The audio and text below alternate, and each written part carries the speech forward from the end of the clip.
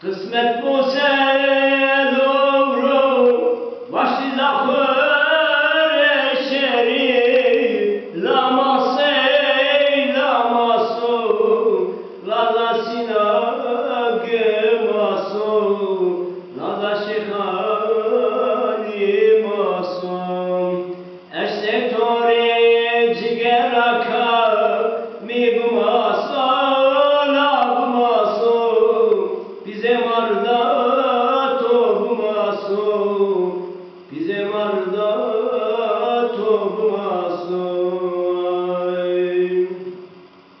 Mücravaş tuvatone, cigera kami bumasu, bize marda tobmasu, bize perde tobmasu. Çeylarındek şına çari, tımlarlara kozek tari, kimisi ay beşli bari, cigera kami bumasu, bize marda tobumasu. Mücravaş sayvatoni, bize marda tobumasu, bize perde tobmasu, bize marda tobmasu. Kalne to çıkas bayo, la bize fakirin bumasu, bize de çarin bumasu, bize marda tobmasu, bize perde tobmasu.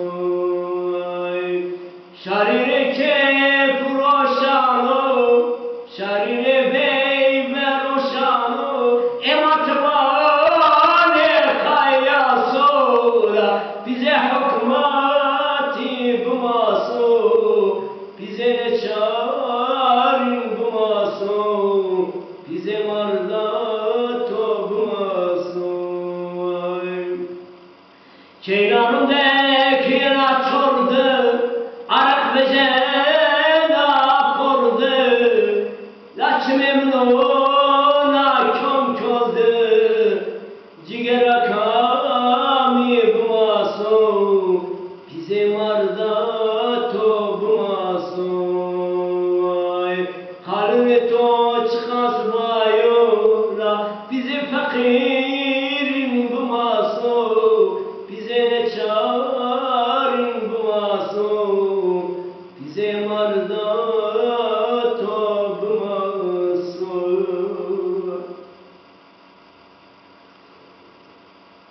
Bazım tıkayrame, hoş Kanka hoş bulduk. Bu zarar eder mi sende? Zaraca. Zaraca biliyorsun. Yok. İçeriği neydi bunun? Sayın Öğretmen biliyoruz. Dilin kurmancı yoksa? Biliyorsun Kürtçe. Biliyorum evet. Kurmancı. He. Bunun içeriği kızı arasından istemişim. He. Vermemiş. Vermemişler. He. İşte o arasında da dua ediyorum. Bir de kıza, sevdiğim kıza, kız için balığa gitmeye karar vermişim. Bugün çaya balığa gideceğim. Masa balık. Siz ması dersiniz. Ması. Ması deriz. Ması çoğulu maso oluyor. Bizim aradaki bu maso anan kardeş işte bu maso. Yani bana işte vermedi. Başlığı pahalıydı. El alemi ki Roşan bayramdır. Benim bayramdır. Bizimki sanki yazdır. Taziyedir.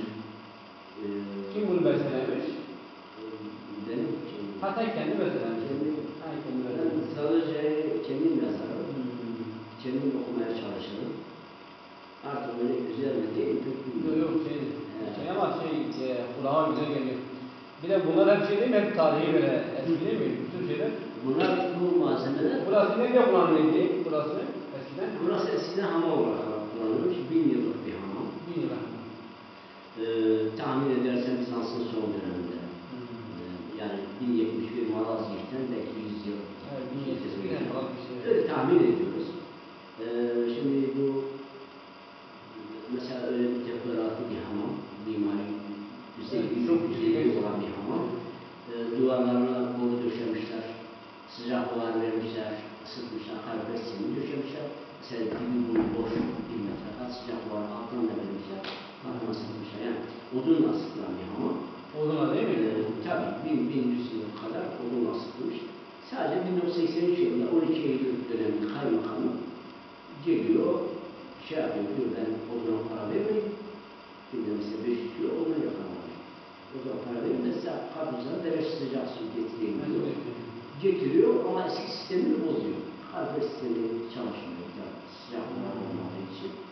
Ondan sonra soğuk kalıyor. Ondan sonra 91 yılına kadar yine de çalışıyor. Çalışıyor. Yani 91 yılında kapısına kilit vuruyor. İnsanlar şikayetçi oluyor. Yani soğuk kalıyor. İnsanlar evinde pücük tüpü getirip ısınmaya çalışıyor, suyu ısıtmaya çalışıyorlar. Suda derece ısısını düşmüş 22 derece o zaman. 22 mi 28 mi? Öyle bir şey. Velhasıl 91'den sonra 2017'ye kadar burası atıl durumda, ahır oluyor.